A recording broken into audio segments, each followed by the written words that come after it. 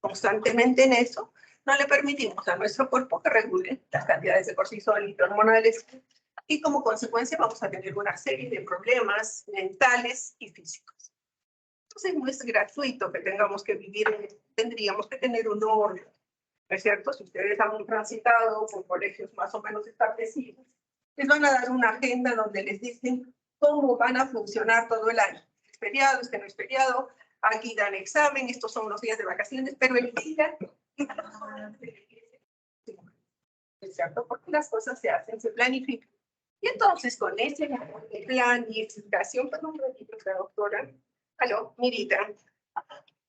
Dime, ¿cómo estás? Venga.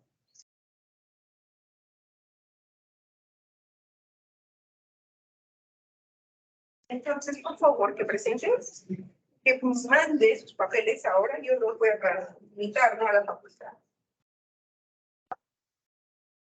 Me los manda a mí, yo se los voy a mandar a Miranda, al jefe del departamento, o bien a la secretaria y a los delegados, pues que vean que van a encontrar otro psiquiatra más. ¿Está bien? Está, ya. Claro que sí, sí, la conozco a Jessica. Ya, está bien, Miguel, muchas gracias. Listo, igual que. Ustedes ven que primero el concurso se promocionó en la facultad, fue publicado en nuestra página de la Asociación Psiquiátrica Macro Regional del Sur. Un poco complicado, ¿no? Porque se dio en tiempos muy breves. Pero... Bueno, entonces yo les explicaba que son 3 competencias que tenemos que manejar. Una es la primera es la gestión de nuestras emociones. Los niveles de estrés que vamos a seguir manejando no son convenientes, no para nadie, perjudican nuestra salud. Se supone que si trabajamos en el campo de la salud debiéramos ser los primeros en defender nuestra propia salud, porque si nosotros estamos enfermos, poco es lo que podemos darle a los demás. Nosotros damos solo lo que tenemos. Entonces, esa es una de las competencias. La segunda competencia tiene que ver con el trabajo cooperativo más que el trabajo competitivo. Entonces, el hecho de que quiera ser yo y que los demás estén donde estén no funciona en la realidad en que nos encontramos. Y muy bien, sin más, vamos a continuar para concluir la primera parte de esta clase que tiene que ver con muchas definiciones que son sumamente importantes. Y desde la perspectiva de la Organización Mundial de la Salud, ustedes tienen un concepto aprendido, pero que en este momento es necesario recordarse en virtud de que nosotros queremos apreciar cómo en este contexto se toma la salud mental, que es el tema que vamos a desarrollar el día de hoy. Entonces, cuando la Organización Mundial de la Salud nos dice que la salud está descrita como un completo estado de bienestar físico, mental, social, y no solamente la ausencia de enfermedad o dolencia, quedan establecidos 3 postulados que son sumamente valiosos y que los tenemos que rescatar a partir de esta definición. Primero, que la salud mental es una parte integral de la salud. Por tanto, si no hay salud mental, no hay. El segundo postulado importante, en la definición de salud, nos dice que la salud mental es más que no estar enfermo. Es más que no tirar piedras. Son ese tipo de respuestas, de reacciones que tenemos, el tipo de relaciones interpersonales o cómo nos apreciamos nosotros intrapersonalmente. Y por último, a partir de este concepto, podemos entender que la salud está íntimamente relacionada a la salud física y a la conducta. Entonces, esto que yo les relataba antes, ¿no? Esos niveles de estrés. Y de pronto, recuerden que el estrés es que nosotros nos encontramos en incapacidad para responder a las exigencias del medio.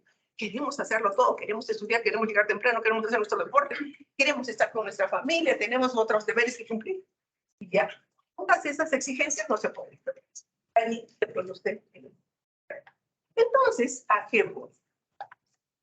Si nosotros seguimos en ese nivel de estrés, probablemente, ¿sí?, vamos a dañar nuestra salud física y lo más seguro es que nuestras conductas y nuestros comportamientos cambien. Y de pronto, de ser gente sumamente amable, nos vamos a transformar en gente irritada, lista para responder de mala forma. También la Organización Mundial de la Salud intenta definirnos, ya no la salud integrada, integrarla siempre, pero no solamente en ese marco, sino puntualizar cuáles serían las características para decir que tenemos salud mental. Y entonces vamos a decir que tenemos salud mental, y yo quiero que estemos alerta, atentos a esto, cuando se refiere a un estado de bienestar, sentirme bien, sentirme a gusto, sentirme contento, sentirme satisfecho, en el cual el individuo se da cuenta de sus propias aptitudes. Se da cuenta de cuáles son sus fortalezas, debilidades, cuáles son sus limitaciones. Y aquí surge la inquietud. ¿Cuántos de ustedes se han respondido a la pregunta ¿quién soy y cómo soy? Fíjense cómo de mis características heredofamiliares y cómo soy lo que soy en este momento. Virtudes, ¿sí? Defectos, fortalezas, debilidades. Como una suerte de análisis. Soy consciente de eso. Y a partir de eso puedo afrontar las presiones normales de la vida. Todo lo que me puso. Pudiera, pero sigo adelante. Puede trabajar productiva y fructíferamente y es capaz de hacer una contribución a la comunidad. En el marco, ¿dónde están ustedes? En esta parte de trabajar fructíferamente es estudiar con libertad, con entusiasmo, ¿sí? Implementando habilidades o descubriendo sus propias potencialidades. En el libro Tú y la medicina les dicen que el que solo de medicina sabe, ni de medicina sabe. Por tanto, todas las habilidades que ustedes puedan adquirir pueden servir para ser mejores médicos. Entonces, en ese contexto de definición de salud mental, nos vamos a encontrar que somos una unidad biológica, psicológica, pero que constantemente está influenciado por todo lo que ocurre en nuestro medio. Los aspectos políticos, culturales, físicos, económicos, ambientales, y estamos en interacción constante frente a lo que nos ocurre. Por eso es que esta fortaleza que podamos tener nos va a ayudar a que podamos o no podamos, ¿no es cierto?, mantener nuestra salud mental. El ejemplo clásico que ha vivido el ciclón y luego todos estos desbordes de ríos. ¿Qué pasaría si nosotros hacemos el juego mental y en vez de que sean ellos, nosotros seríamos los que estemos pasando por esta situación tan dramática, tan peligrosa? ¿En qué perdemos la casa? Perdemos todo. ¿Se puede recuperar algo que está lleno de barro, de mugre y no sabemos qué más? No, se ha perdido todo, ¿cierto? Entonces, y que incluso podemos pensar es que tendríamos que agradecer estar vivos. Y así como podríamos analizar cada uno de los aspectos que influir en nuestra vida. ¿Listo? Entonces, y los aspectos culturales son tan importantes porque son las formas de responder. Entonces, cuando solemos ir a un pueblo y respetan más la opinión del curandero, es porque están acostumbrados, ¿no?, a responder de esa manera y confían más en su criterio que en imponer otra forma de vida. Yo me acuerdo que cuando trajeron en algún momento a muchos niños, la época del terrorismo, vivían en la selva, y entonces caminaban obviamente como caminan en la selva, sin zapatos. Y los pusieron a dormir en camas. Pero ¿cómo vivían ellos? Sin zapatos. Y los zapatos les incomodaban. ¿Cómo dormían ellos? Las camas no las toleraban. Para nosotros era bueno para que a luz una mujer en el campo. Recuerdo que cuando hice ese lugar, ¿cómo daban a luz? Se los mandaba a bailar en la casa. Cuando la mujer estaba a punto de dar a luz, el hombre se colocaba detrás de él, iba sujetando bien, y poco a poco los dos iban doblando las rodillas, y abajo había un trozo de fuego, lo cultural, ¿no? Y allí, el trabajo de parto avanzado, y yo caía en el cuero. Está bien, está mal. Alguien se ha puesto a pensar, ¿no es eso lo fisiológico con efectos de la gravedad? Cuando uno se echa en una camilla para darle comodidad al médico y se ve obligada a pujar para que salga el bebé, ¿qué cosa es más fácil y más fisiológico? ¿Lo que se hace culturalmente o lo que hacemos en pos de la comodidad que nos resulta? Médicos y tenemos que estar sentaditos mirando figuras. Son aspectos culturales que necesitamos rescatar y todos estos aspectos culturales van a impactar para bien o para mal en nuestra salud mental. Y para que nos demos cuenta cómo existen determinantes para que nosotros podamos mantener o perder nuestra propia salud mental. Somos nosotros como individuos y nuestras propias características individuales, nacidos, que genética hemos traído, somos hermanos, criados de la misma forma, amados de la misma forma, y somos iguales, ¿cierto? Al parecer, ni clonados seríamos lo mismo, porque los estímulos del ambiente seguramente son diferentes. Entonces, dentro de estas características individuales que nos definen, va a haber un impacto importante con cómo nos trata nuestra familia, cómo nos relacionamos con los vecinos, qué tipo de relaciones amicales establecemos, cómo diferenciamos a nuestros amigos de nuestros compañeros y en ese marco, además, cuál es el nivel económico en que nos movemos, en qué tipo de colegio hemos estudiado. Imaginémonos que nos hubiera tocado estudiar en esos colegios donde no existen servicios higiénicos, donde nos sentamos en un ladrillo, ¿no? Y sobre una tabla escribíamos. ¿Cómo nos sentiríamos? ¿Cómo son nuestros servicios de salud? Recuerden que no mismo enfermarse y morir aquí en Quilmas, en Cayoma, con un puesto de salud lejos, ¿no es cierto? Y enfermarse y morir en Arequipa o en Lima. Es diferente. Donde existen tantos recursos. La calidad de esos servicios sanitarios.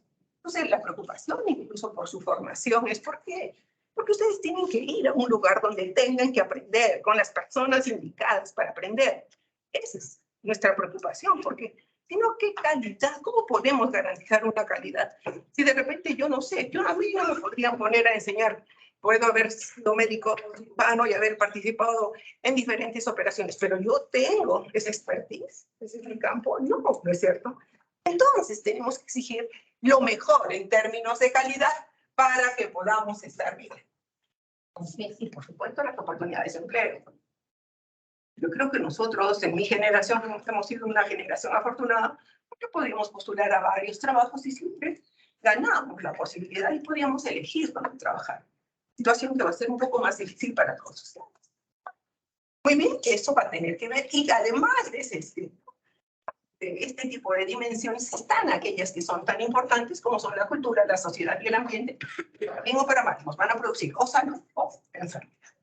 Muy bien, estamos en un mundo como en el que nos encontramos, una realidad en que la economía y la misma cultura termina siendo globalizada, ¿no es cierto? Y donde las condiciones económicas marcan nuestra propia situación de vida y de salud, donde nuestros servicios de salud, de educación y nuestro tipo de cultura van a impactarnos, puede ser que a partir de eso nosotros desarrollemos cuadros clínicos, ansiedad, depresión, no es cierto, consumo de sustancia o cualquier otro padecimiento. Vamos a ver que muchos trastornos somatomorfos ocurren como consecuencia de no poder resolver nuestros problemas intrapsíquicos. Y es a partir de esto, si yo estoy enfermo, si estoy deprimido, si no estoy haciendo las cosas como debiera, seguramente puedo sufrir de exclusión por no ser productivo. ¿No es cierto? ¿Qué pasa si en mi casa todos trabajan y yo no puedo, no consigo trabajo, estoy solo? Es posible que termine siendo excluido por no ser productivo. En una realidad tan difícil en que vivimos tan aprisa, terminamos desprotegiendo a los desvalidos. Se presenta una vida con pocas oportunidades donde violencia, inseguridad y desnutrición, pobres niveles de educación, son lo que usualmente tenemos que ver. Será lo mismo que estuvimos en Harvard, en Columbia, en Oxford. Será lo mismo. Será lo mismo si estudiamos en Cayetano, en San Marcos, en nuestra universidad, en la San Agustín, y hacemos una evaluación de cómo están las cosas, ¿no es cierto? ¿Cuál es el rendimiento? ¿Cuáles son las exigencias que cada uno de nosotros se pone para ser mejor médico? ¿Dónde estamos ubicados? Y todos esos se convierten en factores para bien o para mal, para protegernos o para tener buena salud mental o para enfermar. En ese marco podríamos describir los factores protectores de salud. Entonces, yo creo que desde la primera clase les dije que la salud mental cruza transversalmente la vida de todos nosotros, desde el momento de la concepción.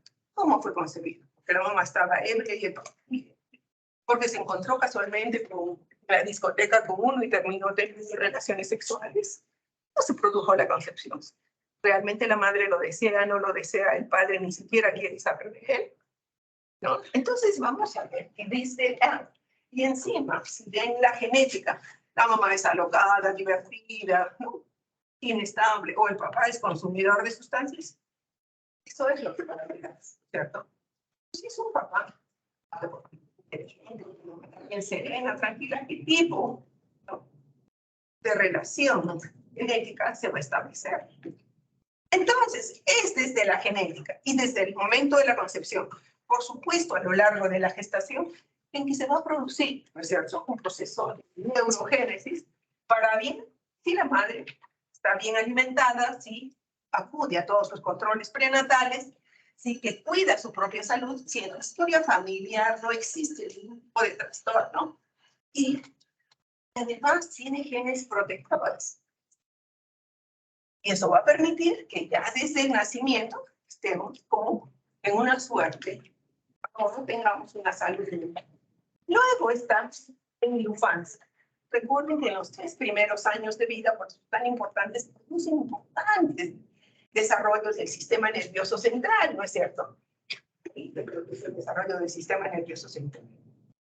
Entonces, si el niño come bien, es amado por sus padres, ¿no es cierto?, cuidado, de un buen nivel educativo y establece un adecuado modelo de crianza, el niño va a seguir creciendo bien. Buena genética, ¿sí? Buen cuidado, el chico sigue estando bien. Y a nivel de la adolescencia, recuerden que cuando somos adolescentes, no solo crecemos, no solo cambiamos la voz, no solo aparecen las características secundarias, sino fundamentalmente a nivel del cerebro se procesan. Por eso es que no solo tenemos que resolver el problema, soy niño, soy adulto, sino que comienzo mi pensamiento cambia.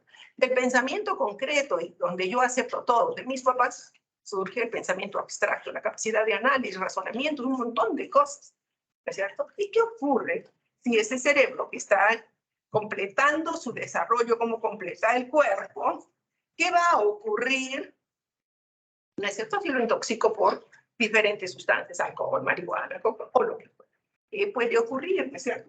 Por eso es que a nivel del adolescente, tener el soporte social de la familia, de los amigos, el desarrollar deporte, tener un buen nivel educativo y comer sano, nos puede permitir que esa buena salud que hemos tenido desde el momento de nuestra concepción se siga manteniendo. Y a nivel de la adultez, ¿no es cierto?, si tenemos un empleo satisfactorio, si estamos contentos porque cada uno viene a las horas, sale a las horas, ¿no es cierto?, ha reconocido su trabajo, ha reconocido su condición, ¿no?, profesional, no establece una vida tranquila, entonces ese empleo satisfactorio, el que cuente con un soporte social, sus amigos, sus colegas, ¿no?, el apoyo que se puedan brindar, la pareja estable, ¿no es cierto?, va a permitir que un adulto transite con ese mantenimiento de la salud mental de comienzo. Y a nivel de la adultez, ¿cierto?, ¿qué es lo que ocurre con los abuelitos? Bueno, ni tan abuelitos, porque recuerden que hace unos años una mujer de 40 era ser una mujer vieja, ¿no?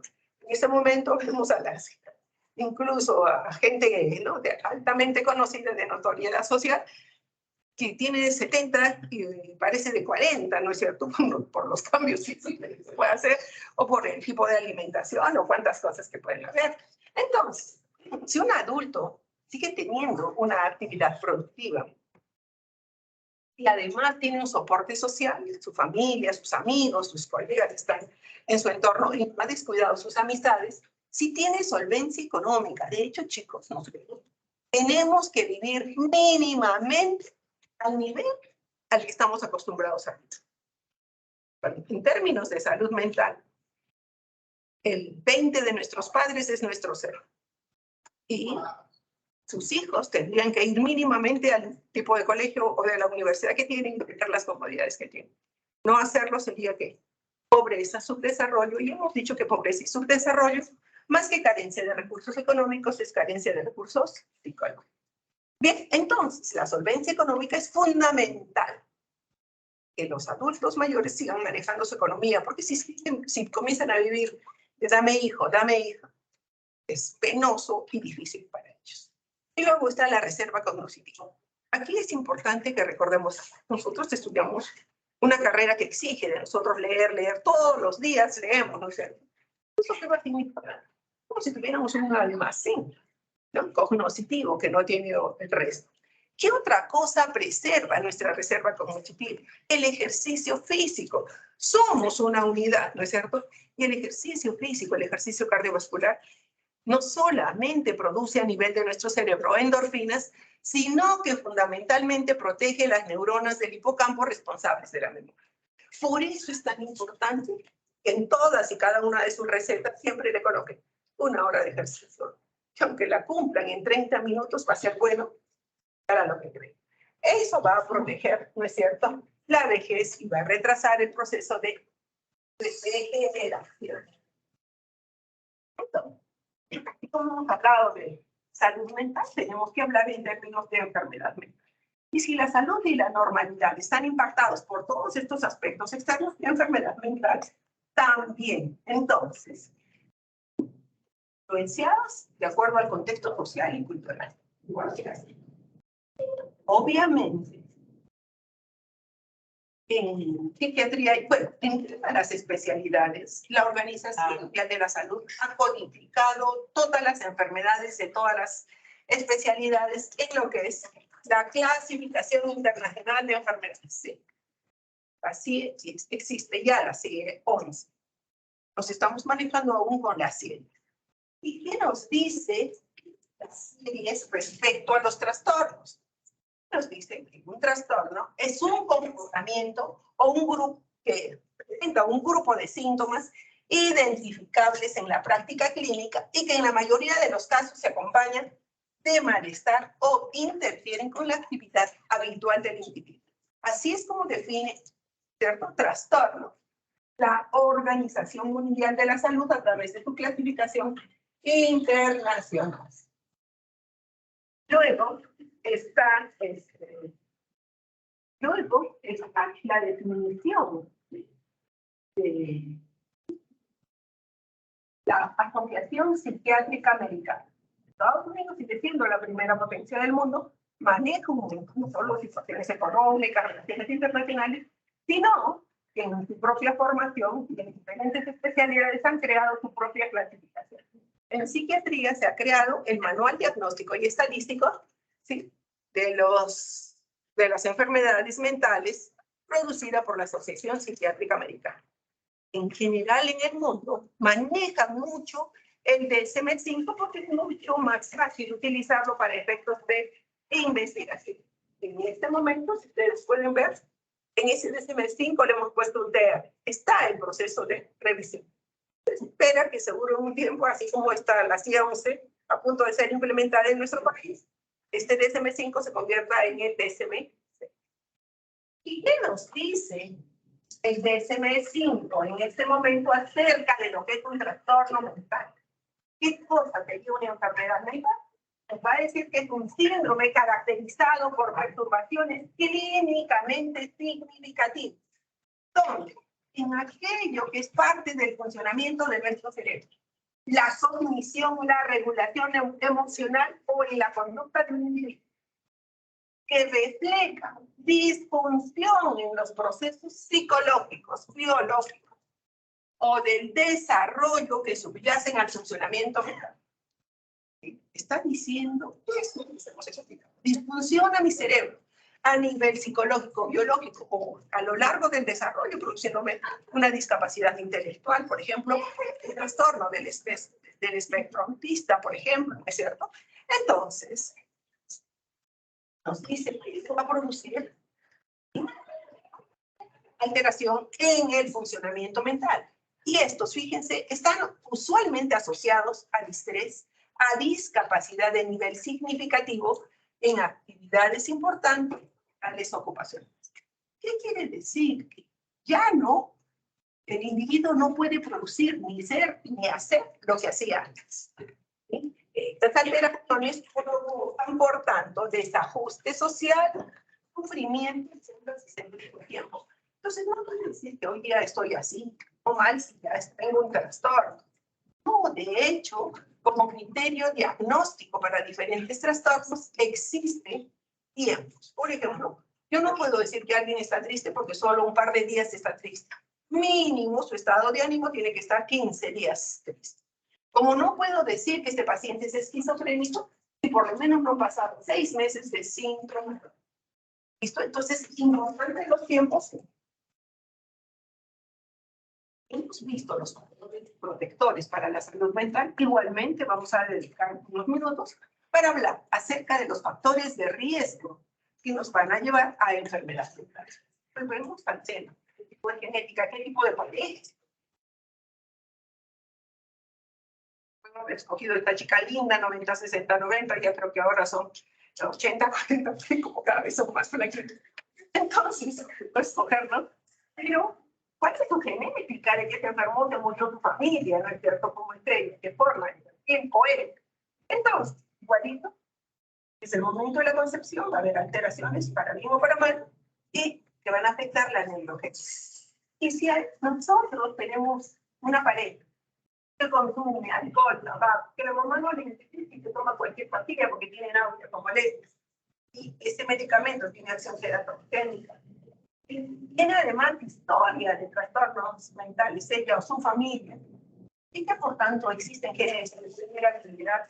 Yo quiero explicarles que hay muchos trastornos que se heredan en una suerte de vulnerabilidad. De hecho, el consumir drogas y alcohol altera conexiones sinápticas que luego alteran la genética. Y uno le hereda a los hijos la vulnerabilidad, por ejemplo, a ser adicto. Le hereda. Y no es que se enferme necesariamente, sino es la relación de contacto. Y si todos nosotros nos emborrachamos juntos todos los días, ¿sí? Seguramente aquellos que tienen padres que ya tienen ese trastorno van a desarrollar la adicción en un año cuando nosotros la podríamos desarrollar en 5 días. Eso es la vulnerabilidad, ¿listo? Y luego, a nivel, nuevamente, de la infancia. Ya les hemos explicado que es el tiempo en que se produce el desarrollo del sistema nervioso central. Va a estar influenciado por la desnutrición, porque, ¿cierto? Como todas las partes de nuestro cuerpo tienen que estar bien nutridas, ¿no? No se logra lo que queremos.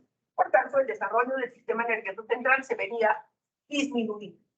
Tengo una madre lejana, distante, que se preocupa más de sus redes, de sus uñas largas, de sus amigas, de su teléfono, o de estar 5 horas o 3 horas en el gimnasio y está tan alejada de del cuidado de su hijo. Y eso le viene en una suerte a un poco maltrato. ¿Recuerdan que era el maltrato infantil? No solamente es por acción, te pego, te insulto, es por inacción, por negligencia. Te caes, no me importa. Te enfermas, te pondrás bien, te orinas. Si no cumples las tareas propias que corresponden a tu grupo etario, esas son las cosas que van a impactar en el desarrollo del sistema nervioso central de la niña. Y a nivel de la adolescencia, quiero remarcarles que tanto el matón o abusador como el maltratado o víctima son ambos más vulnerables y más frágiles a ser enfermedades. Dicen que el filo de la espada hiere tanto en la empuñadura como en la punta. Entonces el bullying es malo, el que haya maltrato, la violencia de pareja, hemos visto chicos se agarran a golpes, enamorados, el consumo de sustancias y por supuesto los factores hormonales se convierten en factores de riesgo en una etapa de transición. A nivel de la adultez, quiero recordar que el mayor estresor que tenemos que enfrentar los seres humanos es no tener trabajo, tener nuestra fuerza laboral y no poder venderla. ¿Qué va a pasar si de los 400 de ustedes solo 200 consiguen trabajo o solo 100 consiguen trabajo y el resto no? Esa fuerza laboral no puede ser vendida, ¿no? Y adquirir la contraparte de intercambio económico para vivir se convierte en un estresor, el desempleo, el divorcio también, la violencia de pareja, la pérdida de estatus. Yo les comentaba a sus compañeros, a todos estos que han estado en estas últimas etapas del gobierno, que han tenido un estatus porque fueron ministros, fueron gente importante, de pronto la realidad saca a la luz que han sido corruptos, que han comprado el cargo, que no sé cuántas cosas. Pierden estatus y pierden economía. ¿Cómo afecta eso? Por favor. ¿Cómo afecta eso su situación y su salud mental? La pérdida de estatus y obviamente si tenemos un accidente en el cual nos perdemos un sentido, nos limitamos físicamente, se va a convertir en un factor de riesgo para mantener nuestra salud. Y obviamente a nivel de la vejez, el abandono de la familia la discapacidad, perder la capacidad de audición, de vista, ¿no es cierto?, para caminar, el deterioro de la salud y, por supuesto, la cantidad de duelos que tenemos que enfrentar, porque siendo mayores nos vamos informando que se murió el vecino, que se murió el compadre, que se murieron los colegas, que se murieron algunos otros familiares mayores, perdemos trabajo, los hijos se van como parte de su crecimiento. Entonces, son muchas cosas que se tienen que enfrentar. Entonces, esto es un poco esta imagen solo para decir que las enfermedades mentales no se desarrollan como consecuencia de un estímulo o de un factor clínico, sino que es la combinación fisiopatológica heterogénea de diferentes causas que van a originar la enfermedad. Entonces, los componentes de la salud mental. ¿Qué cosa me dice si hay una enfermedad? Básicamente se van a describir lo que es la ruptura biológica. Y entonces voy a encontrar que Juan, que Pedro, ¿no?, que fueron maravillosos estudiantes, responsables, amigos, decentes, cuidadosos y respetuosos de su familia, ¿no?, se enfermaron y este Juan Pedro o Daniel anterior es cualitativamente diferente a este post-enfermedad. Una ruptura en su historia personal, en su biografía, como consecuencia de la enfermedad, más si no ha recibido el tratamiento oportuno y adecuado. El otro componente es que las enfermedades mentales generan unas experiencias subjetivas, desagradables, me siento mal, estoy ansioso, mejor no salgo, todo ese tipo de cosas. Un tercer aspecto es que las enfermedades mentales restringen la posibilidad de nuestro genuino crecimiento, porque no tengo la libertad para cumplir mi sueño, mi proyecto de vida. Queda cortado. Recuerdo mucho a una chica que fue primera alumna de prepa. Ya en el colegio gustaba tomar siempre. Era una chica, una mujer muy inteligente. El primer año de universidad en la facultad se juntó con todos los borrachines, los flojos de la promoción. El primer año lo terminó más o menos. Para el segundo año, sus papás se enojaban porque qué estaba pasando, ¿no? Y además salía muy. En el segundo año, relaciones amicales y de enamoramiento con chicos que consumían alcohol y drogas se hizo más intensa. Entonces ella les dijo, bueno, es porque ustedes me controlan mucho y yo lo que necesito es que me alquilen un departamento, yo sé que sola me voy a manejar bien. Entonces esas decisiones que toman los papás pensaron que esa sí era una buena opción. Le alquilaron un departamentito todo cómodo con todas las cosas bonitas que podía tener. Y ya no iba a la casa, no se aparecía, un día lo fueron a buscar, no estaba, hacía días que no estaba ahí, desapareció. La mamá estaba sumamente angustiada y un día viene a la consulta y me dice, doctora, que necesitaban ver, que yo la viera, que la internara y qué sé yo. ¿Por qué? Porque un día su tío lo encontró en un, no sé si encamanado, mollendo, entrando a un hotel con dos chicos. Entonces la llamó, ya se fulanita acá, le dijo a la mamá, ¿dónde está? Y esta chica ya estuvo el tiempo necesario para internarse, pero a su vez tenía un tío médico que trabajaba en los Estados Unidos y que era biólogo. Salió de la clínica y se fue a Estados Unidos. Cuando vino el padre de control me dijo, ha cambiado mucho, está muy bien, me dijo, pero obviamente ya no se encaminó por medicina, sino que estudió en el Gordon Blue y era una chef sumamente importante, trabajaba en los hoteles más caros de todos los sitios. Que fue bien económicamente, claro. Sin embargo, se seguía reuniendo, seguía buscando la compañía de sus compañeros de estudio de medicina. ¿Qué hizo él? Pudo tener éxito en otra cosa, pero su sueño, su deseo de ser médico, nunca se dio. Entonces, es bien importante cómo nosotros tenemos que generar esa libertad para lograr lo que realmente deseamos. Obviamente, si no se puede, vamos a optar por otra cosa. Termina siendo saludable, sí, pero eso ha limitado su propia libertad. ¿Cierto? Y vamos a darnos cuenta que las enfermedades se presentan con un grupo de síntomas y signos que van a llevarnos a conformar síndromes. Y una vez que conocemos su etiología y podemos plantear un tratamiento, tenemos un diagnóstico nosológico de enfermedad. ¿Cierto? Y a su vez, todas las enfermedades mentales tienen un pronóstico predecible. Y son sensibles a tratamientos biológicos específicos y a terapias psicológicas y rehabilitadoras. Entonces, no quiere decir que tiene un problema de salud mental y ya está liquidado. No es así.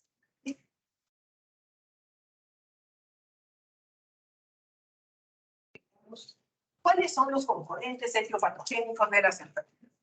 Aquí nosotros hemos puesto los de base biológica, están todos los trastornos mentales, y los de base psicosocial, donde están todas las neurosis y los trastornos de personalidad. Cuando nosotros estudiamos la medicina, nosotros nos dividían, la psiquiatría nos dividían a los trastornos mentales en dos grupos. Los mentales, trastornos mentales mayores, donde estaban todos los cuadros psicóticos. Los cuadros psicóticos, como esquizofrenia, psicosis maníaco-depresiva, paranoias, todas aquellas en que se rompía el contacto con la realidad. Y por el otro lado nos dividían a todos aquellos cuadros donde el síntoma fundamental es la ansiedad, neurosis. Todo lo que se describe como neurosis tiene como síntoma principal ansiedad. Y sabemos que es la ansiedad, inquietud, una tensión, una anticipación a algo malo. Ni siquiera sé qué, pero algo me puede ocurrir. Eso es ansiedad. Y ahí se clasificaba, ¿sí?, de base psicosocial, los trastornos neuróticos y de personalidad. A diferencia de todos los trastornos mentales, vamos a ver que tienen una base biológica. En conclusión, ¿qué diríamos eso por tanto? Digamos, con respecto a la normalidad psíquica. Después de que hemos revisado todo esto, diríamos que mencionado, ¿no es cierto?, que la norma se basa en una regla, en la forma como tendríamos que cumplir tareas, actividades y desarrollar conductas. Sin embargo, fíjense, la naturaleza de un fenómeno o conducta anormal o patológico no viene dado porque se desvió de la norma, sino fundamentalmente porque a partir de romper esa norma se presentan, ¿no es cierto?, mecanismos que van a comportar y van a llevar al sujeto a una restricción de su libertad, que significa no cumplir su vida, su sueño, su proyecto, ¿no?, al que necesitaba alcanzar en un momento. Va a haber una restricción de su libertad. Es como si uno se esclavizara como consecuencia de padecer ese tipo de enfermedad, cualquiera que sea. Entonces, la libertad no solamente la entendemos como la elección entre lo bueno y lo excelente, sino como la forma de enriquecimiento existencial que mejore las relaciones humanas, intrapersonales, manejando adecuadamente mis emociones, interpersonales. ¿Listo? Entonces, la normalidad psíquica, la pérdida de esta normalidad va a estar relacionada a la pérdida de posibilidad de autorrealización, tanto a nivel personal como existencial, y se va a expresar como una serie de trastornos: depresión, ansiedad, trastornos psicóticos o psicopáticos. ¿Listo? Esa es la conclusión de lo que hemos leído izquierda. Luego,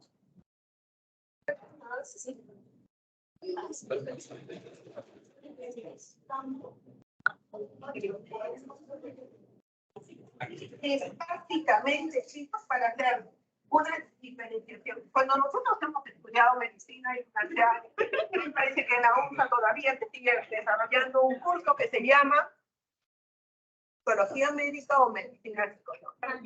Entonces, en ese curso, nosotros estudiamos todos los procesos psicológicos. Estamos hablando de procesos psicopatológicos. La normalidad, ¿no?, de todas las experiencias o vivencias psíquicas. Es lo que estudiábamos, pero no solamente eso. Estudiamos la relación médico-paciente, también, ¿cierto?